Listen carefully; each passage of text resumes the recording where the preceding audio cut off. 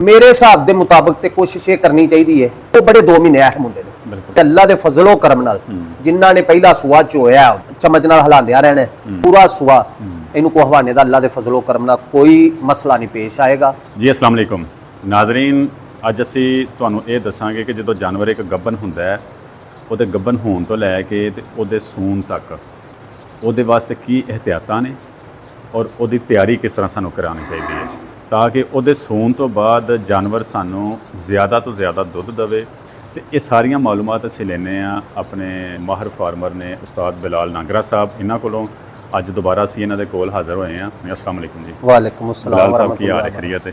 अच्छा, तुसीं सानू ये दसो कि जो एक गाय वे या मझ है वो जो गब्बन हुंदी है उहदे गब्बन तो लैके ते उहदे सूण तक सानू की एहतियात करनी चाहिए ताकि उहदा जिहड़ा हमल है वो ज़ाया ना होवे और अपनी बढ़ोतरी की तरफ वो आस्ता आस्ता बढ़ती रहे। गल ये कि जिस वक्त बन जाती है ना महीना 2-3 किन्नी देर तक क्लीयर नहीं हो जाती कि साडी ये गब्बन है उन्नी देर तो नॉर्मल तरीका ही चलना चाहिए जिस तरह चलता है। सही। जिस वक्त क्लीयर हो गई है तो जी साडी ये गाय किहड़ी है 3 महीने की गब्बन है, फिर सानू उहदे वास्ते की करना चाहिए। अगर गर्मी है तो फिर सानू उन्होंने को सरों का तेल किहड़ा ना ये देना लाजमी है, क्यों असीं चेक कर लैनी है। बिल्कुल सही। सरों का तेल देना, सरों का तेल बड़ी एक अच्छी चीज़ है जानवर वास्ते।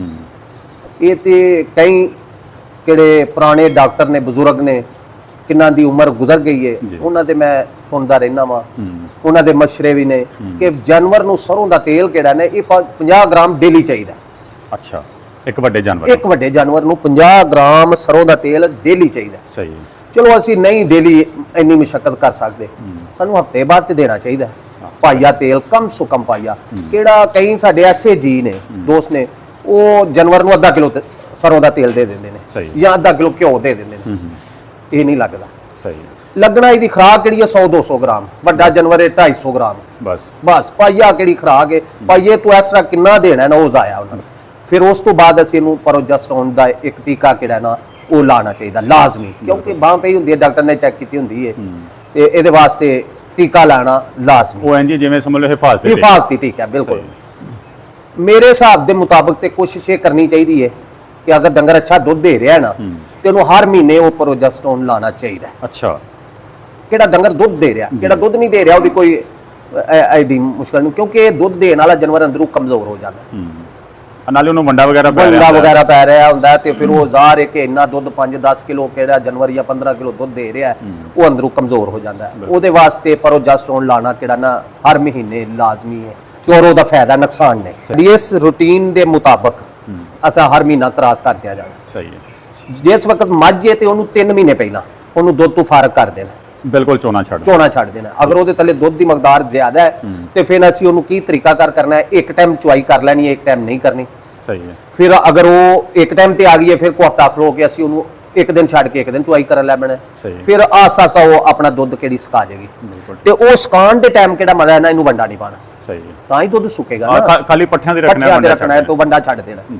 जिस वक्त दुध बराबर इहदा खत्म हो जाएगा ना फिर इहदी इंज ही तैयारी वंडे दी करनी है कि वो 2 महीने केड़े ने जिवें असीं सज्जर दुध वाली नूं वंडा पा रहे हैं। अच्छा, वो बड़े 2 महीने अहम हुंदे ने। बिल्कुल वो अहम ये हुंदे ने कि मसलन ये बच्चे नूं खुराक चाहिए जी ते दूसरे नंबर ये भी अपना भी उन्हें लिबास बनाना है, अपना भी कोई ताजी होएगी, कोई मासा उसदा लिबास बनेगा तो दुध देगी। आ जेड़ियां ओदियां पहलियां कमजोरियां ने निकलणगीਆਂ वो असीं 2 महीने च क्लीयर करनी है। सही है। ਉਹਦੇ ਵਿੱਚ 1 ਮਹੀਨੇ ਚ ਤੇ ਅਸਾਂ ਰੂਟੀਨ ਨਾਲ ਇਹੀ ਵੰਡਾ ਦੇਣਾ ਤੇ ਕੋ ਆਇਲ ਅਗਰ ਸਿਆਲ ਆ ਰਿਹਾ ਹੈ ਤੇ ਮਿੱਠਾ ਤੇਲ ਕਰ ਲਓ ਐਡ ਨਾਲ। ਸਹੀ ਹੈ। ਮਿੱਠਾ ਤੇਲ ਕਰਨਾ ਉਹ ਅੱਧ ਪਾ ਤੋਂ ਵੱਧ ਨਹੀਂ ਦੇਣਾ। ਸਹੀ ਹੈ। ਤੇ ਜੇ ਅਸੀਂ ਨਹੀਂ ਹੈ ਏਡਾ ਸਰਦੀ ਦਾ ਮੌਸਮ ਫਿਰ ਦੇਸੀ ਘਿਓ ਮਿਲ ਜੇ ਤੇ ਫਿਰ ਤੇ ਸਾਰਾ ਜ਼ਬਰਦਸਤ ਹੈ ਨਾ, ਫਿਰ ਇਹ ਤੇ ਕੰਮ ਬੜਾ ਅੱਛਾ ਹੋ ਜਾਏਗਾ ਦੇਸੀ ਘਿਓ ਨਾਲ। ਬਿਲकुल ठीक है। फिर जिस वक्त साडा आखिरी महीना आ जाना है ना वो बड़ा साडा मुश्किल है, उन्होंने असी अच्छे तरीके नाल तैयारी करनी है। जिन्नियां पिछे कमियां रह गई ने उन्होंने असां उस महीने च क्लीयर करना है। वो क्लीयर करन दा मकसद है कि एक मैं तुहानू अपने फार्मर हजरात नूं ना एक अच्छा जिहा फार्मूला ये करनगे अल्लाह दे फजलो करम नाल जिन्हां ने पहला सुआ चोया उहदा वो जानवर दा, अगर वो इस तरीके नाल कर लैण तो वो खुद दसणगे कि वाकई भाई ये सानू फार्मूला किहड़ा ना ਇਹਦਾ ਸਾਨੂੰ फायदा होया, क्योंकि मैं फार्मूले अपने माल के उत्ते इस्तेमाल किए ने और अपने अजीजा दोस्तों को ये दसिया। ਉਹਦੇ ਚ ਕੀ है जो लास्ट महीना होना ना उदों असां इनू देसी घ्यो लैना 1 किलो। अच्छा, ठीक है। अगर गर्मी है तो फिर सरों का तेल ले लो, ਅੱਛਾ ਦੇਸੀ ਘਿਓ ਨਹੀਂ ਲੈਣਾ, ਫਿਰ ਸਰੋਂ ਦਾ ਸਰੋਂ ਦਾ ਦੇਸੀ ਘਿਓ ਦੇ ਨੁਕਸਾਨ ਕੋਈ ਨਹੀਂ ਹੈ, ਸਹੀ। ਲੇਕਿਨ ਮੈਂ ਨਾ ਜੇ ਗਰਮੀ ਹੈ ਤੇ ਸਰੋਂ ਦਾ ਤੇਲ ਲੈ ਲਓ, ਅਗਰ ਸਰਦੀ ਹੈ ਜਾਂ ਮੌਸਮ ਦਰਮਿਆਨਾ ਹੈ ਤੇ ਫਿਰ ਦੇਸੀ ਘਿਓ ਲੈ ਲਓ, ਬਿਹਤਰੀਨ ਹੈ। ਉਹਦੇ ਵਿੱਚ ਅਸਾਂ ਕੀ ਲੈਣਾ ਜੀ, ਅੱਧਾ ਕਿਲੋ ਦੇਸੀ ਥੋਮ ਅੱਛਾ ਛਿਲਿਆ ਹੋਇਆ, ਅੱਧਾ ਕਿਲੋ ਦੇਸੀ ਥੋਮ, ਠੀਕ ਹੈ, ਉਹ ਲੈ ਲੈਣਾ ਜੀ। ਨਾਲ ਅਸੀਂ 100 ਗ੍ਰਾਮ ਸੱਤ ਲਿਮੂ ਲੈ ਲੈਣਾ ਰਸ, ਉਹ ਪੰਸਾਰੀ ਦੀ ਦੁਕਾਨ ਤੋਂ ਆਮ ਮਿਲ ਜਾਂਦਾ, ਲੀਮੂ 7 ਮਿਲ ਜਾਂਦਾ, ਮਿਲ ਜਾਂਦਾ, ਉਹ ਬਰੀਕ ਪੀਸਿਆ ਲੈ ਲਿਆ ਜੀ, ਜੀ। ਉਹ 100 ਗ੍ਰਾਮ। ਇਹਨੂੰ ਅਸੀਂ ਥੋਮ ਨੂੰ ਨਾ ਕੁੱਟਣਾ ਹੈ, ਅੱਛਾ ਮਤਲਬ ਇਹਨੂੰ ਦੜਾ ਕਰ ਲੈਣਾ ਹੈ। ਸਹੀ। ਉਹਦੇ ਵਿੱਚ ਹੀ ਅਸੀਂ ਟਾਟਰੀ ਪਾ ਲੈਣੀ, ਉਹ ਸੱਤ ਲਿਮੂ ਰਸ ਕਿਹੜਾ 100 ਗ੍ਰਾਮ, ਠੀਕ ਹੈ, ਉਹਦੇ ਵਿੱਚ ਉਹਨੂੰ ਕੁੱਟ ਕੇ ਤੇ ਉਹ ਬਰੀਕ ਕਰ ਲੈਣਾ, ਠੀਕ ਹੈ, ਕਿਹੜਾ ਥੋਮ ਵੀ ਬਰੀਕ ਹੋ ਜਾਏ, ਉਹ ਮਿਕਸ ਹੋ ਜਾਏ, ਮਿਕਸ ਹੋ ਜਾਏ, ਆਪਸ ਚ ਇੱਕ ਜਾਨ ਕਰ ਲੈਣੀ ਹੈ, ਥੋਮ ਤੇ ਉਹ ਪੇਸਟ ਬਣ ਜਾਏਗਾ। ਬਿਲਕੁਲ ਸਹੀ। ਉਹ ਅਸੀਂ ਹਲਕੀ ਜੀ ਆਂਚ ਦੇ ਉੱਤੇ ਨਾ, ਅੱਗ ਦੇ ਵਿੱਚ, ਹਲਕੀ ਜੀ ਅੱਗ ਦੇ ਵਿੱਚ ਉੱਤੇ ਰੱਖ ਲੈਣਾ ਕਿਸੇ ਬਰਤਨ ਚ ਪਾ ਕੇ, ਠੀਕ ਹੈ, ਉਹਨੂੰ ਅਸੀਂ ਪਕਾਣਾ ਹੈ। ਠੀਕ ਹੈ, ਇਹ ਤਿੰਨੋਂ ਚੀਜ਼ਾਂ ਜਿਹੜੀਆਂ, ਤਿੰਨੋਂ ਚੀਜ਼ਾਂ, ਘਿਓ ਇਹ ਥੋੜਾ ਜਿਹਾ ਗਰਮ ਹੋਏਗਾ ਨਾ ਤੇ ਅਸੀਂ ਉਹਨੂੰ ਵਿੱਚ ਐਡ ਕਰ ਲੈਣਾ ਹੈ, ਠੀਕ ਹੈ, ਦੋਵੇਂ ਚੀਜ਼ਾਂ ਨੂੰ। ਸਹੀ। ਇਹਨਾਂ ਨੂੰ ਆਸਤਾ ਚਮਚ ਨਾਲ ਹਿਲਾਉਂਦਿਆਂ ਰਹਿਣਾ ਹੈ। ਜਿਸ ਵਕਤ ਕਿਦੋਂ ਬਰਾਊਨ ਹੋ ਜਾਏਗਾ ਨਾ, ਜੀ ਜੀ, ਇਹਨੂੰ ਉਤਾਰ ਕੇ ਥੱਲੇ ਰੱਖ ਲੈਣਾ। ਠੀਕ ਹੈ, ਜਿਸ ਵਕਤ ਉਤਾਰ ਕੇ ਰੱਖ ਲੈਣਾ ਹੈ, ਤੇ ਫਿਰ ਇਹਨੂੰ ਠੰਡਾ ਹੋ ਜਾਏਗਾ ਤੇ ਫਰੀਜ਼ ਕਰ ਦੇਣਾ ਹੈ। ਅੱਛਾ, ਫਰੀਜ਼ ਕਰਕੇ ਇਹਦੀ ਅਸੀਂ ਖੁਰਾਕਾਂ ਬਣਾ ਲੈਣੀਆਂ, ਕਿਦੋਂ ਬਿਲਕੁਲ ਸਖਤ ਹਾਰਡ ਹੋ ਜਾਏਗਾ ਨਾ, ਫਰੀਜ਼ ਹੋਇਆ, ਜੀ ਜੀ, ਬਰਫ਼ ਟੈਪ ਬਣ ਜਾਏਗਾ। ਇਹਦੀਆਂ ਅਸੀਂ 6 ਖੁਰਾਕਾਂ ਕਰ ਲੈਣੀਆਂ। ਠੀਕ ਹੈ, ਮਸਲਨ ਬਣ ਜਾਂਦਾ ਹੈ, ਇਹਦਾ ਵਜ਼ਨ ਮੁਕਦਾਰ ਬਣ ਜਾਂਦੀ ਹੈ 1.5 ਕਿਲੋ। ਹਾਂ ਤਕਰੀਬਨ, ਅਸੀਂ ਇੱਕ ਪਾਈਆ ਦੀ ਬਣਾ ਲੈਣੀ ਹੈ ਖੁਰਾਕ ਇਹਦੀ, ਸਹੀ ਹੈ, ਹਰ ਰੋਜ਼।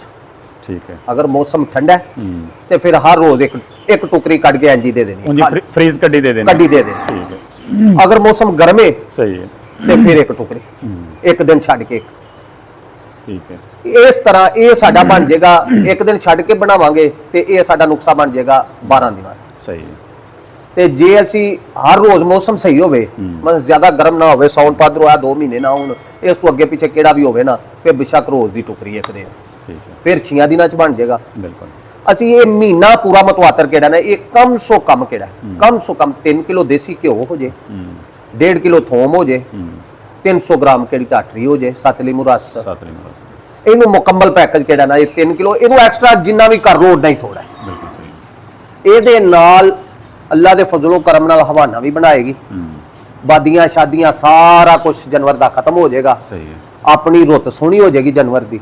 ਅੱਲਾ ਦੇ ਫਜ਼ਲੋ ਕਰਮ ਨਾਲ ਜਦੋਂ ਸੂਏਗੀ ਤੇ ਫਿਰ ਕਿਹੜਾ ਵਕਤ ਉਹਦਾ ਆਏਗਾ ਅਗਲਾ, ਜੀ ਜੀ, ਆਪਣਾ ਉਹ ਜਿਸ ਵਕਤ 10-20 ਦਿਨ ਕ੍ਰਾਸ ਕਰਕੇ ਤੇ ਉਹ ਮੈਲਾ ਮੂਲਾ ਸੁੱਟੇਗੀ, ਸਹੀ ਹੈ, ਤੇ ਫਿਰ ਇਨਸ਼ਾਅੱਲਾ ਤਾਲਾ ਇਹ ਦੁੱਧ ਦੱਸੇਗੀ। ਔਰ ਪੂਰਾ ਸੁਆ ਇਹਨੂੰ ਕੋ ਹਵਾਨੇ ਦਾ ਅੱਲਾ ਦੇ ਫਜ਼ਲੋ ਕਰਮ ਨਾਲ ਕੋਈ ਮਸਲਾ ਨਹੀਂ ਪੇਸ਼ ਆਏਗਾ, ਅੱਛਾ, ਨਾ ਹੀ ਪੂਰਾ ਕਿਹੜਾ ਸੀਜ਼ਨ ਇਹਦਾ ਹੋਏਗਾ ਸੁਆ ਥਣਾ ਦੀ ਪ੍ਰੋਬਲਮ ਆਏਗੀ। ਅਮੂਮਨ ਜਿਹੜਾ ਨਾ, ਅਮੂਮਨ ਜਾਨਵਰਾਂ ਦੇ ਥਣਾ ਦੀ ਪ੍ਰੋਬਲਮ ਆ ਜਾਂਦੀ ਜੀ ਜੀ, ਉਹ ਸੋਜ ਪੈ ਗਈ, ਹਾਂਜੀ, ਉਹਦੇ ਵਿੱਚੋਂ ਉਹ ਮਕਸਦ ਇਹ ਵੀ ਫੁੱਟਿਆ ਦੁੱਧ ਆਣਾ ਸ਼ੁਰੂ ਹੋ ਗਿਆ, ਬਿਲਕੁਲ ਸਹੀ, ਉਹ ਹਵਾਨੇ ਨੂੰ ਸੋਜ ਪੈ ਗਈ, ਹਾਂਜੀ ਹਾਂਜੀ, ਦੁੱਧ ਘਟ ਜਾਣਾ, ਸਾੜੂ ਪੈ ਜਾਣਾ, ਜੀ ਜੀ, ਇਹ ਬਾਦੀ ਦੀਆਂ ਨਿਸ਼ਾਨੀਆਂ ਨੇ। ਬਾਦੀ ਦੀ ਵਜ੍ਹਾ ਤੋਂ ਸਾਰੇ ਹੀ ਮਾਮਲਾਤ ਹੁੰਦੇ ਨੇ। ਬਿਲਕੁਲ ਸਹੀ, ਤੇ ਜਿਹੜੇ ਜਾਨਵਰ ਕਿਹੜੇ ਨੇ ਨਾ ਜ਼ਿਆਦਾ ਦੁੱਧ ਦਿੰਦੇ ਨੇ ਨਾ ਭਾਈ ਇਨਾਮ, ਜੀ ਜੀ, ਉਹਨਾਂ ਨੂੰ ਇਹ ਮਸਲੇ ਪੇਸ਼ ਆਉਂਦੇ ਨੇ, ਬਿਲਕੁਲ ਸਹੀ, ਕਿਉਂਕਿ ਉਹਨਾਂ ਨੂੰ ਕਮਜ਼ੋਰੀ ਹੋ ਜਾਂਦੀ ਹੈ। ਹਾਂ ਬਿਲਕੁਲ ਠੀਕ, ਸਭ ਤੋਂ ਇਹ ਇੱਕ ਹੀ ਨਿਸ਼ਾਨੀ ਮੈਂ ਤੁਹਾਨੂੰ ਦੱਸ ਦੇਣਾ, ਕਿਹੜਾ ਸਭ ਤੋਂ ਜ਼ਿਆਦਾ ਦੁੱਧ ਜਾਨਵਰ ਦਿੰਦਾ ਨਾ, ਉਹਨੂੰ ਬਿਮਾਰੀਆਂ ਵੀ ਸਭ ਤੋਂ ਜ਼ਿਆਦਾ ਆਉਣਗੀਆਂ, ਬਿਲਕੁਲ ਠੀਕ, ਕਿਉਂਕਿ ਉਹ ਕਮਜ਼ੋਰ ਹੈ। ਜੀ ਬਿਲਕੁਲ, ਕਿਹੜਾ ਤੰਦਰੁਸਤ ਜਾਨਵਰ ਹੈ ਉਹਦੇ ਨੇੜੇ ਬਿਮਾਰੀਆਂ ਵੀ ਘੱਟ ਆਉਣਗੀਆਂ, ਬਿਲਕੁਲ ਸਹੀ, ਕਮਜ਼ੋਰ ਜਾਨਵਰ ਨੂੰ ਬਿਮਾਰੀਆਂ ਵੀ ਜ਼ਿਆਦਾ ਆਉਣਗੀਆਂ। ਤੇ ਫਿਰ ਅਸੀਂ ਇਹ ਆਪਣਾ ਇੱਕ ਜ਼ੇਨ ਬਣਾ ਲਈਏ ਕਿ ਅਸਾਂ ਆਪਣੇ ਜਾਨਵਰ ਨੂੰ ਕਿਸ ਤਰ੍ਹਾਂ ਤਿਆਰ ਕਰਨਾ ਹੈ। ਹਾਂ ਮਾਝੇ ਤੇ 3 ਮਹੀਨੇ ਪਹਿਲਾਂ ਛੱਡਣਾ ਹੈ, ਬਿਲਕੁਲ, ਗਾਂ ਵੇ ਤੇ 2 ਮਹੀਨੇ ਪਹਿਲਾਂ ਛੱਡਣਾ ਹੈ, ਔਰ ਉਹ ਕਿਹੜਾ ਅਸੀਂ 2-2 4-4 ਕਿਲੋ ਚੋਣਾ ਹੈ ਨਾ, 2 ਮਹੀਨੇ ਜਾਂ ਮਹੀਨਾ, ਉਹਦੀ ਉਹਨੇ ਕਸਰ ਕੱਢ ਦੇਣੀ ਬਿਲਕੁਲ, ਅੱਲਾ ਦੇ ਫਜ਼ਲੋ ਕਰਮ ਨਾਲ। ਤੇ ਇਹ ਬਿਹਤਰੀਨ ਨੁਕਸਾ ਹੈ, ਔਰ ਮੈਂ ਅਜ਼ਮਾਇਆ ਇਹਨਾਂ ਆਪਣੇ ਜਾਨਵਰਾਂ ਦੇ ਉੱਤੇ, ਜੀ। ਔਰ ਮੈਂ ਆਪਣੇ ਦੋਸਤਾਂ ਨੂੰ ਵੀ ਦੱਸਿਆ ਹੈ, ਜੀ ਜੀ, ਤੇ ਇਹਦਾ ਬੜਾ ਅੱਛਾ ਰਿਜ਼ਲਟ ਆਇਆ। ਬਿਲਕੁਲ ਸਹੀ। ਜੀ ਸ਼ੌਕੀਨੋ, ਇਹ ਦੇਖੋ ਜ਼ਰਾ, ਸ਼ੌਕੀਨੋ ਮੈਂ ਇਸ ਵਾਸਤੇ ਆ ਗਿਆ ਕਿ ਜਿਹੜੇ ਜਾਨਵਰਾਂ ਦੇ ਸ਼ੌਕੀਨ ਨੇ, ਜਾਨਵਰ ਰੱਖਣ ਦੇ, ਪਾਲਣ ਦੇ ਸ਼ੌਕੀਨ ਨੇ, ਉਹਨਾਂ ਵਾਸਤੇ ਇਹ ਬਿਹਤਰੀਨ ਨੁਸਖਾ ਆਇਆ ਹੈ ਕਿ ਉਹ ਬਲਾਲ ਭਾਈ ਨੇ ਆਪਣਾ ਜ਼ਾਤੀ ਅਜ਼ਮੂਦਾ ਤਜਰਬਾਸ਼ੁਦਾ ਕਈ ਸਾਲਾਂ ਤੋਂ ਜਿਹੜਾ ਅਜ਼ਮਾ ਰਹੇ ਨੇ, ਉਹਨਾਂ ਨੇ ਉਹ ਦੱਸਿਆ ਕਿ ਤੁਸੀਂ ਇਹਨੂੰ ਕਿਸ ਤਰ੍ਹਾਂ ਤਿਆਰ ਕਰਕੇ ਜਾਨਵਰਾਂ ਨੂੰ ਦੇਣਾ ਹੈ, ਤੇ ਉਸ ਤੋਂ ਬਾਅਦ ਫਿਰ ਅੱਲਾ ਦੇ ਫਜ਼ਲ ਦੇ ਨਾਲ ਦੁੱਧ ਜਾਨਵਰ ਦੇਗਾ ਔਰ ਭਰਪੂਰ ਦੇਗਾ। ਔਰ ਸਭ ਤੋਂ ਵੱਡੀ ਗੱਲ ਇਹ ਵੇ ਕਿ ਉਹਦੇ ਥਣਾ ਨੂੰ ਕੋਈ ਮਸਲਾ ਨਹੀਂ ਆਏਗਾ, ਕਿਸੇ ਕਿਸਮ ਦੇ ਨਾ ਚਿੱਚੜ ਆਣਗੇ, ਨਾ ਕੋਈ ਹੋਰ ਮਸਲਾ ਬਣੇਗਾ, ਠੀਕ ਹੈ। ਔਰ ਅੱਲਾ ਦੇ ਫਜ਼ਲ ਨਾਲ ਉਹ ਦੁੱਧ ਜ਼ਿਆਦਾ ਤੋਂ ਜ਼ਿਆਦਾ ਜਾਨਵਰ ਦੇਗਾ ਔਰ ਬਿਮਾਰੀਆਂ ਤੋਂ ਵੀ ਪਾਕ ਰਹੇਗਾ। ਤੇ ਫਿਰ ਤੁਸੀਂ ਦੇਖਣਾ ਕਿ ਜਾਨਵਰ ਕਿੱਥੋਂ ਤੁਰਦਾ ਹੈ ਔਰ ਅੱਲਾ ਦੇ ਫਜ਼ਲ ਨਾਲ ਕਿੱਥੇ ਪਹੁੰਚਦਾ ਹੈ। ਔਰ ਜਾਨਵਰ ਦਾ ਆਪਣੀ ਸਿਹਤ ਔਰ ਦੁੱਧ ਦਾ ਜਿਹੜਾ ਰਿਜ਼ਲਟ ਹੈ ਉਹ ਤੁਹਾਡੇ ਸਾਹਮਣੇ ਹੋਏਗਾ। ਲੋ ਤੁਸੀਂ ਆਪਣੇ ਜਾਨਵਰਾਂ ਤੇ ਅਜ਼ਮਾਵੋ ਤੇ ਫਿਰ ਸਾਨੂੰ ਤੁਸੀਂ ਕਮੈਂਟ ਦੇ ਵਿੱਚ ਜ਼ਰੂਰ ਦੱਸਣਾ ਹੈ ਕਿ ਕੀ ਰਿਜ਼ਲਟ ਰਿਹਾ। ਮਿਲਨੇ ਆ ਇੱਕ ਨਈ ਵੀਡੀਓ ਦੇ ਨਾਲ। ਅੱਲਾਹ ਹਾਫਿਜ਼।